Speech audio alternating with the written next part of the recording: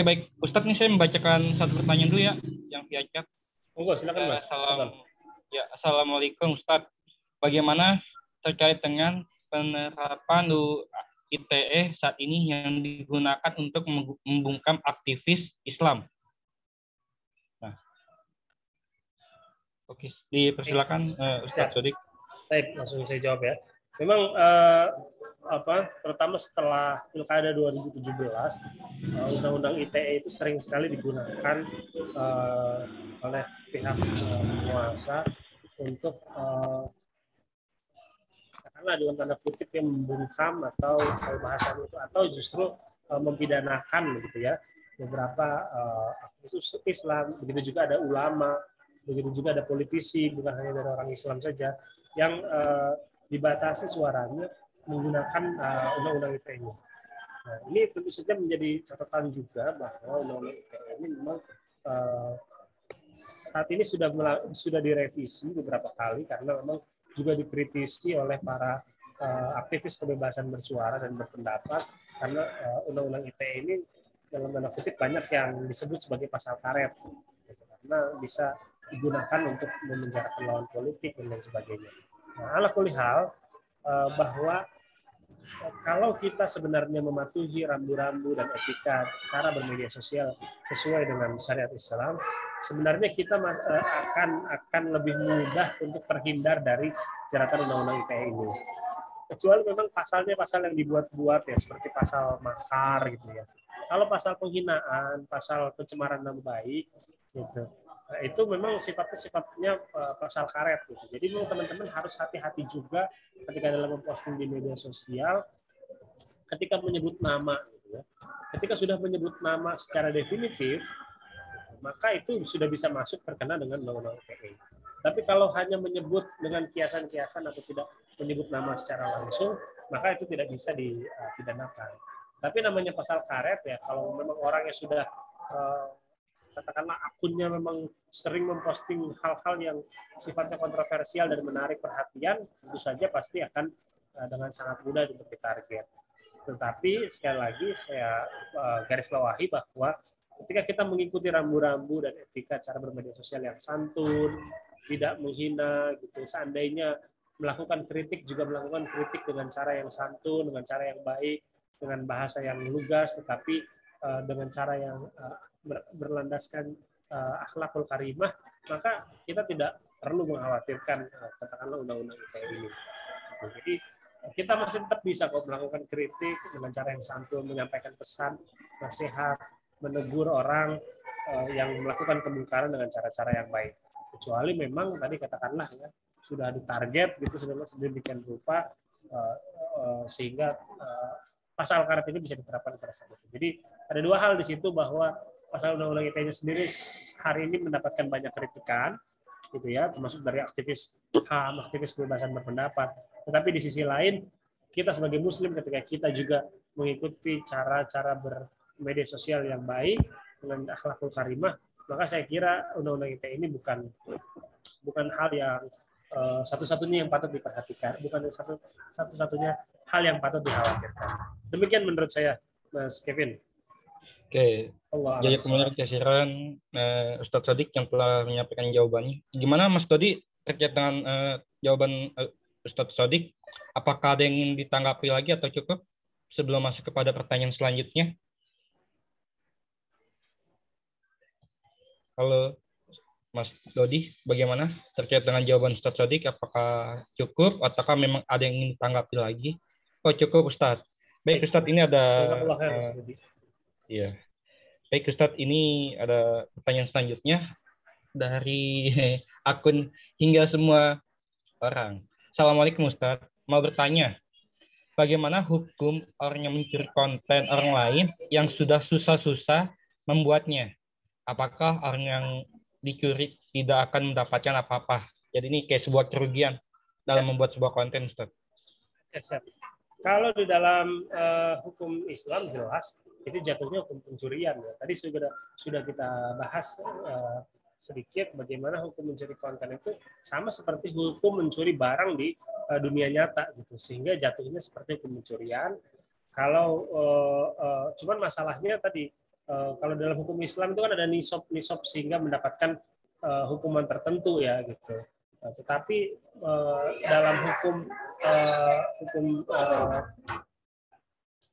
hukum konten ini dinilai nisab ini agak sulit. Inilah barangkali yang perlu menjadi perumusan lagi bagi para ulama seperti apa nisab di konten media sosial. Tetapi yang perlu digarisbawahi bahwa di Undang-Undang ITE itu juga diatur bagaimana hak cipta tentang sebuah konten itu diatur gitu.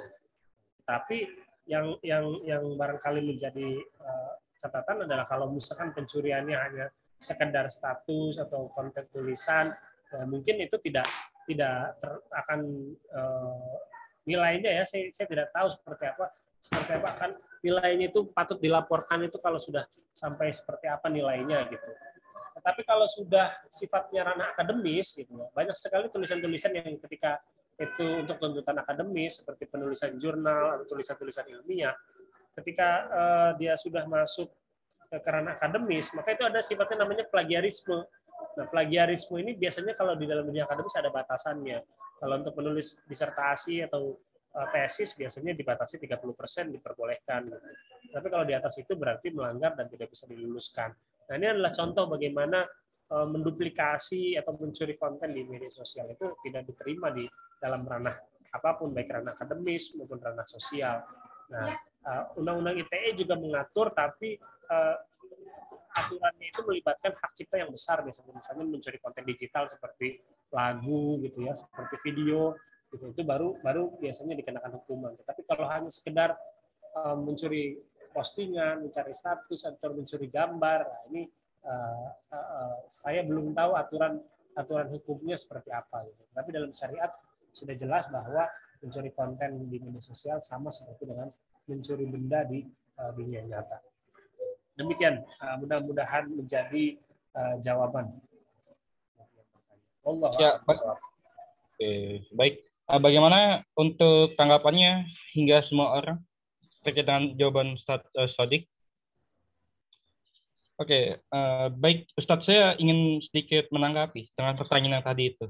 Baik. Kan terkait dengan kayak pengambilan tanpa izin, kankah kayak maaf contohnya kayak musik itu kan kayak ada hakinya gitu. Apakah Betul. misalnya dalam sebuah konten kayak dakwah yang dimana isinya itu adalah video audio visual yang dimana backgroundnya itu adalah misalnya sejenis foto. Nah, apakah kalau misalnya memang dalam sebuah konten itu tidak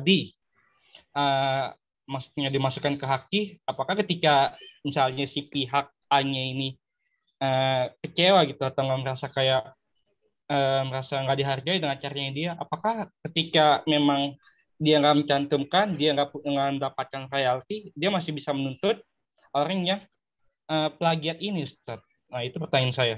Ya, kalau dalam konten-konten dakwah, nah biasanya memang para kreator konten itu sudah memahami konsekuensi bahwa apa yang telah di-share dalam konten dakwah itu memang untuk di-share sebanyak-banyaknya. Berbeda dengan konten musik yang memang barangkali diminta royalti di dalamnya. Nah, jadi kalau konten dakwah menurut saya kalau hanya sekedar meng-share, membagikan untuk kepada audiens supaya jangkauannya lebih banyak untuk dilihat lagi, menurut saya itu bukan kategori pencurian, tapi itu hanya sekedar membagikan konten. Tapi kalau misalnya konten itu diambil oleh misalnya akun YouTube yang sejenis, kemudian diakui bahkan di dalamnya dimonetasi gitu ya, diambil bisa menerima iklan, maka menurut saya itu adalah akun model pencurian. Tetapi kalau sekarang kan sama algoritma YouTube itu sudah bisa diantisipasi. Dulu kan banyak akun-akun reupload di YouTube itu, baik akun dakwah maupun akun musik dan lain sebagainya, itu banyak sekali akun-akun reupload. Nah, kalau akun reupload kemudian dimonetisasi, di dalamnya mendapatkan keuntungan, maka itu termasuk pencurian. Tapi kalau hanya untuk menyebarkan, didistribusikan gitu ya, tidak dengan kanal yang sama, tapi dengan kanal yang berbeda, barangkali itu masuknya tidak terkait dengan hukum pencurian tadi. Ala kulihal, yang patut juga dipahami oleh semua para pegiat media sosial adalah ketika barang itu sudah diupload ke publik, maka sejatinya dia itu sudah milik publik gitu.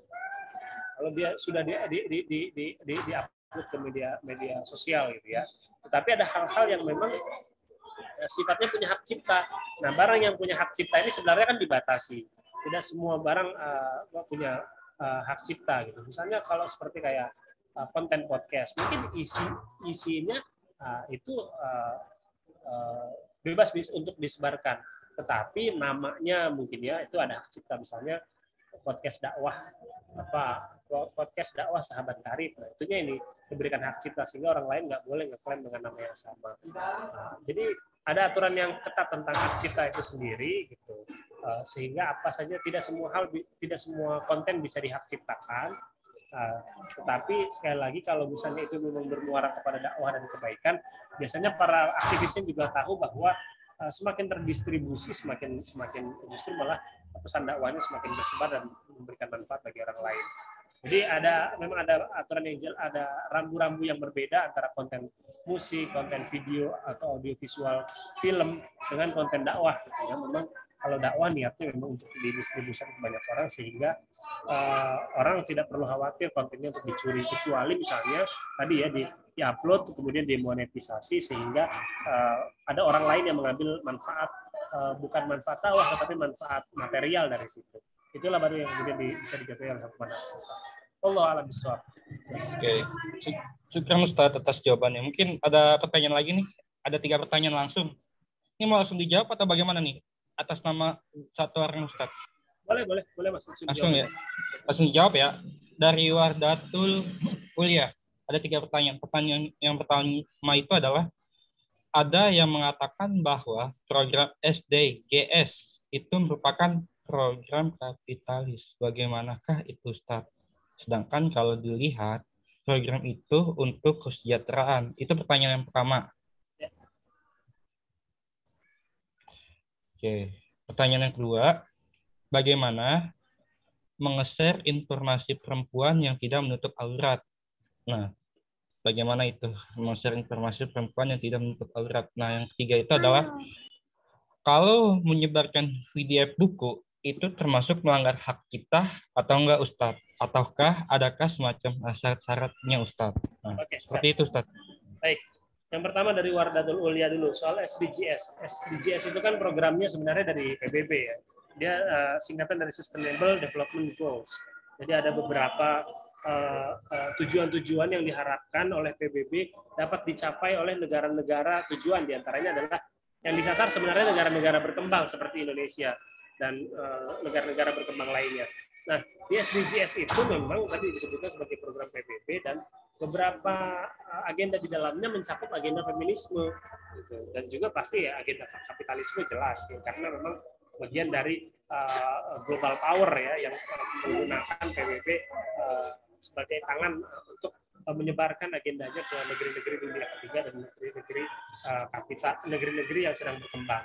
Oleh karena itu, meskipun namanya sustainability development ya, perkembangan atau pembangunan berkelanjutan, SDGs ini di dalamnya banyak mencakup agenda feminisme yang ini juga harus dipilah-pilih. Artinya tidak semua kebijakan dari PBB itu bisa kita ikuti kalau tidak sesuai dengan nilai-nilai konteks keindonesiaan, nilai-nilai konteks keislaman, di mana penduduk Indonesia mayoritas adalah orang Islam.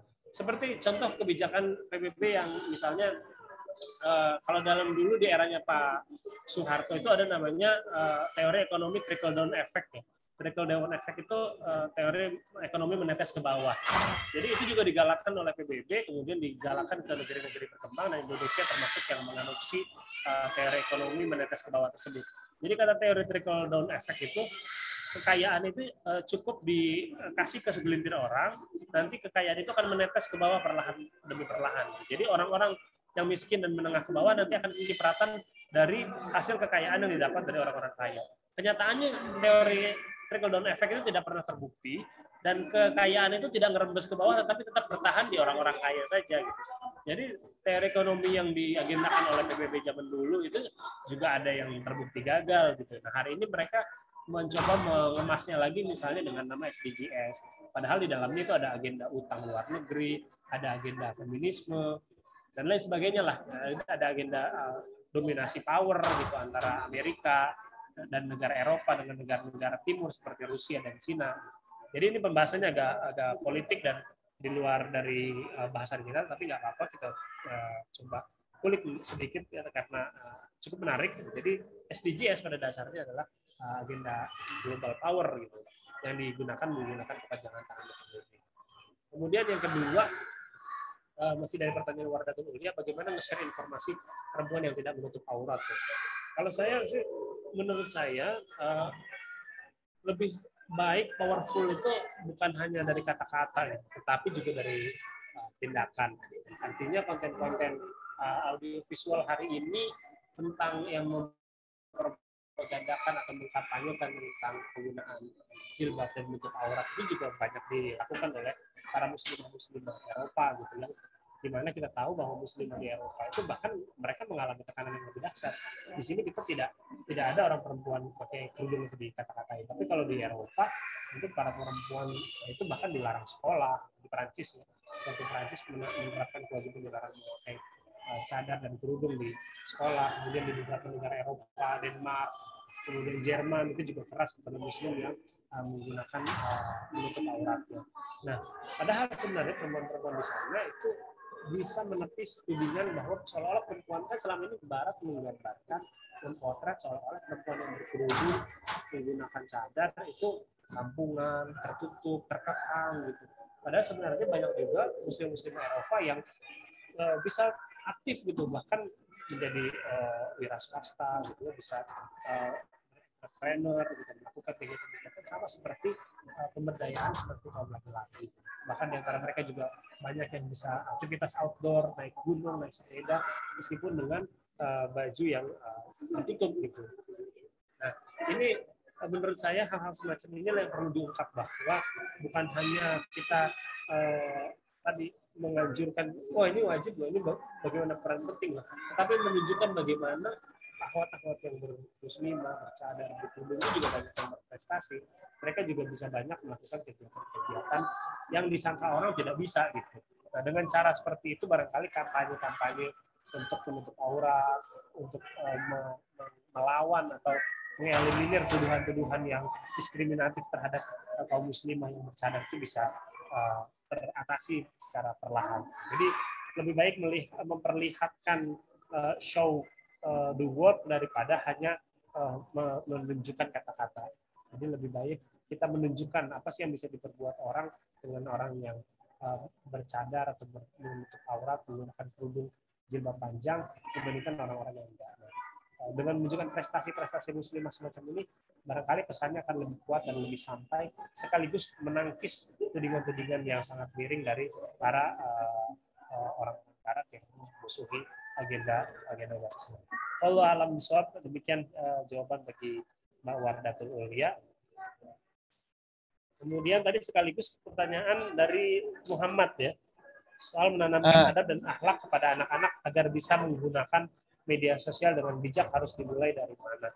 Yang paling pertama dan paling berat menurut saya ya dari kita sendiri sebagai orang tua. Kebetulan saya juga punya anak yang sudah cukup aktif bisa menggunakan gadget gitu. Kitanya sendiri sebagai orang tua mendisiplinkan diri dalam menggunakan media sosial. Sebelumnya juga pernah kita bahas dalam soal penggunaan media sosial ini bagaimana kita membatasi penggunaan dengan waktu, tidak seluruh waktu digunakan untuk media sosial, ada waktu-waktu tertentu, sehingga ketika kita sudah mendisiplinkan diri, maka juga anak-anak kita juga bisa melihat contoh dari orang tua bagaimana sih cara berinteraksi dan menggunakan gawai atau handphone ini. Dan untuk apa tujuannya? Kalau untuk entertainment atau untuk edukasi, maka itu juga harus dibatasi, tidak semata-mata karena boleh nonton YouTube kartun edukasi terus kemudian tidak dibatasi waktunya dan dibiarkan begitu saja. Nah, persoalannya adalah kan banyak transfer nilai yang berlaku di media sosial dan di melalui era digital ini, dan anak-anak sekarang bisa lebih cepat belajar dengan menggunakan media sosial ini, dengan menggunakan YouTube, dengan menggunakan video-video yang ada di handphone kita, dan juga dengan game-game yang juga barangkali sifatnya edukatif. Nah, inilah yang barangkali juga menjadi perhatian para orang tua yang sudah memiliki anak, agar ketika kita sudah orang tua yang sudah disiplin dengan handphone dan media sosial, maka anak ini juga diharapkan bisa dapat disiplin. Kalau mencegah atau membatasi sama sekali, saya kira itu bukan jalan yang tepat, karena kita melihat di mana-mana gitu ya, misalnya seperti di pesantren ya, anak tidak mendapatkan akses sama sekali gitu. Tetap saja ketika sudah kenal, dan apalagi memang ini sudah eranya, mereka akan mencari jalan gitu. Mereka akan pinjam temennya, mereka akan beli, mereka akan ke warnet dan lain sebagainya. Jadi ketimbang kita melarang dan mencegah sama sekali, yang mana hal itu agak tidak mungkin dan sulit, maka yang ada adalah kita mengenalkannya dengan cara yang bijak dan mendisiplinkannya, dengan dimulai dengan cara kita sendiri sebagai orang tuanya disiplin terhadap penggunaan gadget dan alat telekomunikasi. Wallahu a'lam bishawab. Demikian Mas, mudah-mudahan menjawab. Ada Mas Ahmad Zaki Karim, kelihatannya raise hand. Maaf Ustadz, ini ada satu pertanyaannya Wirda yang belum kejawab terkait dengan kalau membagikan video buku itu termasuk melanggar hak cipta atau enggak? Oh ya, afwan. Kalau menyebarkan buku PDF itu tadi disebutkan ya, kalau buku, ada buku-buku yang di keterangannya itu memang buku untuk disebarluaskan, misalnya buku-buku yang sifatnya wakaf, maka itu boleh gitu. Tapi kalau untuk PDF yang barangkali ada hak ciptanya, ya tentu saja dengan cara membelilah, gitu. Dengan cara membeli, maka itu lebih baik dan lebih aman gitu. Apalagi untuk ilmu, di mana ilmu itu ada nilai barokahnya di situ. Kecuali memang sudah sangat kritis sekali gitu ya, sudah sangat darurat sekali dibutuhkan, sementara akses kepada sang pemilik juga tidak ada, maka barangkali hukumnya tidak jatuh ke haram, barangkali bisa jatuh ke hukumnya ke makruh atau mubah, wallahu a'lam bishawab. Karena memang untuk hak cipta ini di era digital ada dua kutub yang sangat bertentangan, ada kubu yang anti hak cipta ya, seperti itu yang mencetuskan kelahiran misalnya Lipgen ya, atau situs pencari jurnal itu yang memang menyediakan jurnal-jurnal secara gratisan, tidak perlu membayar, atau library Genesis. Dulu ada situs yang kemarin baru ditutup FBI Amerika, saya lupa, ada situs gratisan juga, dan itu juga sekarang oleh pemerintah Amerika ditutup karena untuk memproteksi ya. Dulu ada juga Pak Pirate, saya lupa namanya situs yang menyebarkan aplikasi-aplikasi di komputer gitu. Nah, itu juga ada. Jadi memang ada gerakan anti hak cipta, dan itu gencar dilakukan di era media sosial hari ini. Padahal sebenarnya di ajaran Islam sendiri sebenarnya kalau soal hak cipta itu sendiri itu tidak ada gitu ya. Tetapi kita menghargai jeripaya usaha orang lain, di mana orang lain itu diperbolehkan untuk menjual, mengupah tenaganya, pikirannya. Tetapi kalau hak cipta itu sendiri itu barangkali mesti menjadi masuk hal yang debatable. Ala kulli hal, kalau menyebarkan PDF buku yang sifatnya memang buku yang lazim atau biasa untuk disebarluaskan, maka jatuhnya tidak haram gitu. Tapi kalau buku itu secara terang benderang misalnya dijual gitu ya, bukunya baru, harganya dijual seharga sekian, tapi kemudian ada yang membagikannya secara gratis, maka ya kita sebagai user bisa memilih dan mengambil tindakan gitu. Jangan kita membantu merugikan orang lain yang seharusnya mendapatkan hak dari karyanya tersebut gitu. Jadi saran saya seperti itu. Kalau memang sifatnya ketika buku itu baru kemudian dijual, maka ya tentu saja kita juga harus ikut membeli.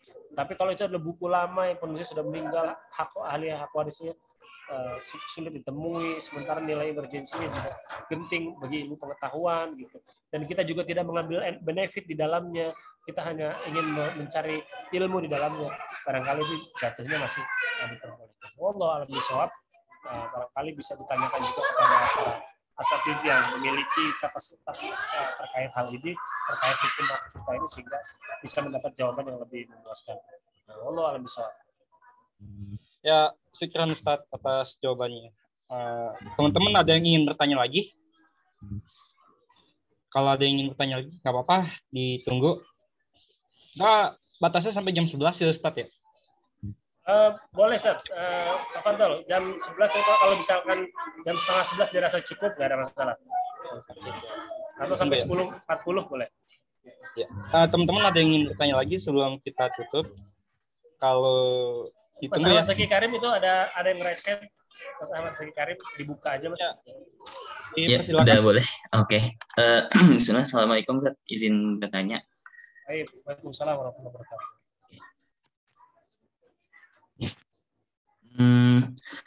Kan tadi sempat disebutkan tentang fenomena media sosial khususnya era kini gitu. Jadi nggak sedikit kemudian yang akhirnya memiliki akun-akun atau kemudian orang yang dianggap memiliki pengikut yang cukup banyak atau bisa mungkin bahasa mudahnya disebut influencer gitu. Kemudian dengan berkembangnya hal tersebut sekaligus juga isu-isu yang kemudian diangkat, gak jarang bahwa muncul influencer atau tokoh mungkin yang dianggap menyebarkan paham yang kurang tepat gitu, mungkin secara umum dan lebih mudah dianggap kita sebut saja sebagai liberal. Nah, kemudian muncullah atau hadir teman-teman kita dari kalangan Muslim yang mencoba untuk mengcounter argumen-argumen yang disampaikan influencer liberal tersebut. Namun saya lihat beberapa kali kejadian atau kronologi yang sayangnya tidak cukup tepat sehingga yang ada hanya debat khusus semata atau bahkan cerita Islam yang akhirnya melenceng gitu. Pertanyaannya, kira-kira bagaimana cara tepat untuk menjadi aktivis sosial media Muslim yang baik gitu, agar tidak sebatas reaktif terhadap isu atau permasalahan yang tersebar di media sosial atau di internet, sehingga atau cukup-cukup memiliki argumen atau kajian yang kuat. Itu yang pertama. Yang kedua, dengan melihat fenomena tersebut, apakah menjadi kewajiban bagi seluruh umat Muslim, khususnya mungkin yang masih pemuda gitu, di angka mungkin 18-40 tahun, untuk turut andil mengambil peran memberikan argumentasi yang sekiranya lebih tepat dari hal-hal yang melenceng di internet dan di sosial. Demikian, Ustadz, saya boleh nambah sedikit. Siap. Mas Zaki, terima kasih atas pertanyaannya. Saya jawab dulu dari pertanyaan yang kedua. Apakah wajib bagi semuanya? Menurut saya tidak wajib bagi seluruhnya. Tapi ini menjadi fardu kifayah. Artinya ketika sudah ada sebagian orang yang memikul tanggung jawab di media sosial untuk memberi konten, menyanggah narasi, untuk melakukan narasi dan kontra narasi terhadap dakwah Islamnya, maka itu sudah cukup gitu. Karena tidak seluruh kehidupan kita ini isinya media sosial. Jadi tetap perlu ada yang harus fokus di bidang pertanian, tetap harus ada fokus di bidang militer, tetap ada fokus di bidang lain-lain yang menjadikan hajat hidup umat manusia, tidak hanya melulu di bidang informasi dan komunikasi. Jadi ini informasi komunikasi ini hanya satu bidang, meskipun penting dan menjadi salah satu sendi yang paling vital, tetapi barangkali tidak semua orang harus menjadi ahli dan pakar dan masuk di media sosial. Perlu juga ada misalnya pakar kimia yang ya dia hanya posting hal-hal biasa saja di media sosial, tetapi di dunia nyata dia tetap menelurkan aksi-aksi karya-karya yang penting bagi umat manusia. Ada mungkin barangkali para teknokrat, para teknisi yang mungkin di dunia nyata posting kegiatan bersepeda gitu, padahal sebenarnya di dunia nyata dia tetap membuat barangkali alat-alat yang berguna, teknologi yang berguna untuk kepentingan manusia. Jadi jawabannya tidak seluruhnya ini hukumnya fardu kifayah. Ketika sudah ada yang memikul, dan yang memikul adalah orang-orang yang punya kapabilitas dan punya kapasitas di bidang informasi dan komunikasi, maka barangkali sudah cukup. Kemudian yang pertanyaan yang pertama juga paling penting, apa yang seharusnya dilakukan oleh aktivis media sosial hari ini, dan bagaimana caranya meningkatkan kapasitas diri untuk menjadi aktivis media sosial yang tepat guna, bukan hanya menjadi influencer yang membawa keburukan bagi banyak orang. Ya, diantaranya adalah dengan cara cerdas literasi, Mas. Jadi sosial media itu kan hanya wasilah, hanya sarana. Pemberi kontennya tetap orang di balik layarnya tetap yang menentukan kontennya seperti apa. Jadi tetap saja ketika sosial media itu dibawa oleh orang yang cerdas, orang yang baik, orang yang pintar, maka konten sosial medianya pasti akan bermanfaat dan bisa menyebarkan kebaikan bagi banyak orang lain. Tapi kalau konten media sosialnya dipegang atau dimiliki oleh orang-orang yang bahkan orang bayaran, orang yang tidak memiliki motivasi terhadap kebaikan, maka tentu saja isi konten-kontennya adalah konten-konten yang merugikan banyak orang. Jadi yang paling pertama tentu dicerdaskan dulu orangnya, para generasi muda, teman-teman sahabat Karib ini, mudah-mudahan dengan kelas literasi Islam ini menjadi bagian dari sarana untuk itu, banyak memperkaya diri dengan ilmu, datang ke majelis-majelis kajian, bukan hanya kajian yang online, tetapi juga hadir ke kajian-kajian yang offline, berinteraksi langsung dengan para guru-guru yang memiliki nilai keilmuan dan kepakaran di tingkat yang berbeda-beda, membaca banyak buku gitu ya, buku-buku baik buku agama yang sifatnya memotivasi hidup, buku-buku untuk memperdalam ilmu agama yang sifatnya untuk kebaikan akhirat kita, tetapi juga ilmu-ilmu tentang dunia yang juga tidak kalah penting. Jadi dengan meningkatkan kecerdasan dan literasi para generasi muda, teman-teman sahabat Karib ini diantaranya salah satunya saya harap bisa mengisi konten-konten media sosial ke depannya dengan konten-konten yang penuh dengan kebaikan. Allah alam bisawab. Mudah-mudahan Mas Zaki Karim menjadi salah satu pionirnya di media sosial ini, menjadi media sosial yang baik dan bermanfaat bagi umat manusia. Allah alam bisawab. Amin. Jazakallah khair, Ustaz. Baik Ustaz, ini mungkin pertanyaan terakhir ya, yang diajukan oleh salah satu nama nih, yaitu Mas Hasid. Ini pertanyaan terakhir ya Ustaz, sebelum nanti kita ada doa auditor yang dibacakan oleh Mas Dian. Baik, ini pertanyaan itu berkaca pada kasus Ibnu Umbaran Wibowo yang heboh akhir-akhir ini, yang katanya dikenal sebagai wartawan TVRI ya.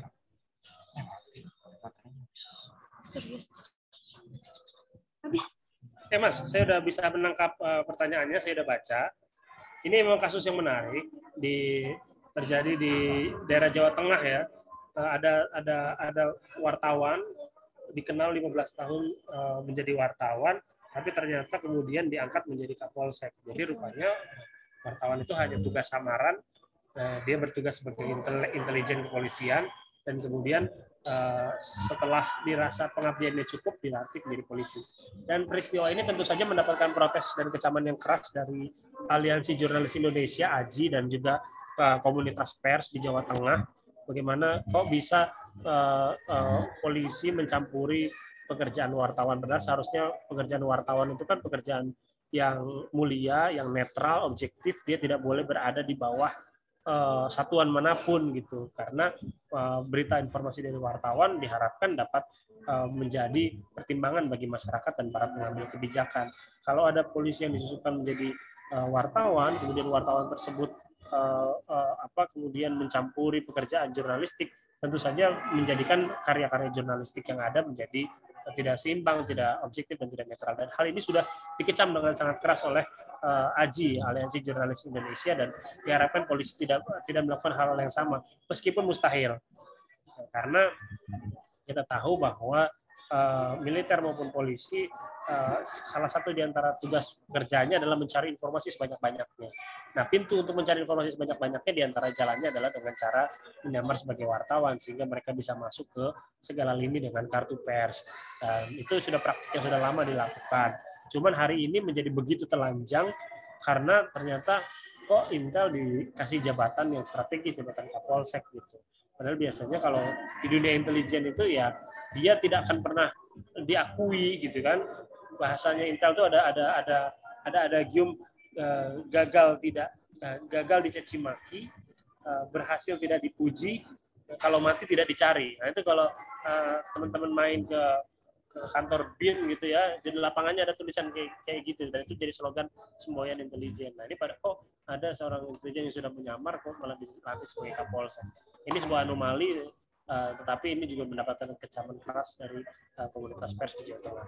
Allah alam bisawab, Mas Rashid, atas pertanyaan terima kasih. Kita berharap semoga ya pers dan media kita bisa tetap berimbang dan objektif, sehingga kita dapat mendapatkan informasi yang benar, sekaligus pers bisa menjalankan fungsinya sebagai pilar demokrasi yang kelima. Wallahu a'lam bishawab. Syukran Ustaz atas jawabannya. Mungkin kita, karena ini adalah pembahasan terakhir, kita tutup dengan doa sabita ya teman-teman semua. Semoga pertemuan kita yang ada saat ini itu tetap terjalin hingga sampai ke surganya nanti. Mari kita simak yang dibacakan oleh Kak Rusdiana terkait dengan doa yang akan disampaikan.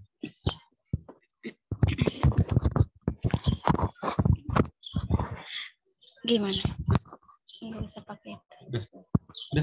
Marilah kita tutup dengan bacaan Robita. Sebelum kita tutup, marilah kita baca doa Arabitah dulu ya. A'udzubillahi minasyaitonirrajim. Bismillahirrahmanirrahim. Allahumma innaka ta'lamu anna hadhil qulub qad istama'at ala mahabbatik wal taqat ala ta'atik wa tawahadat ala da'watik wa ta'ahadat ala nusrati syariatik. Fawasikillahumma rabitataha wa adim wuddaha wahdiha subulaha wamlaha binurikal ladzi la yakhbu asyrah suduraha bi faidil imani bika wa jamillit tawakkulli alaika wa ahyiha bi ma'rifatika wa amitha ala sahadati fi sabilika innaka ni'mal maula wa ni'man nasir. Allahumma amin. Artinya, ya Allah, sesungguhnya Engkau Maha mengetahui bahwa hati-hati berkumpul atas dasar cinta kepadamu, bertemu atas dasar taat kepadamu, bersatu atas dasar dakwah kepadamu, dan berjanji setia untuk membela syariatmu. Maka kuatkanlah ya Allah ikatan pertaliannya, lestarikanlah kasih sayangnya, tunjukkanlah jalannya, dan penuhilah dengan cahayamu yang tiada redup.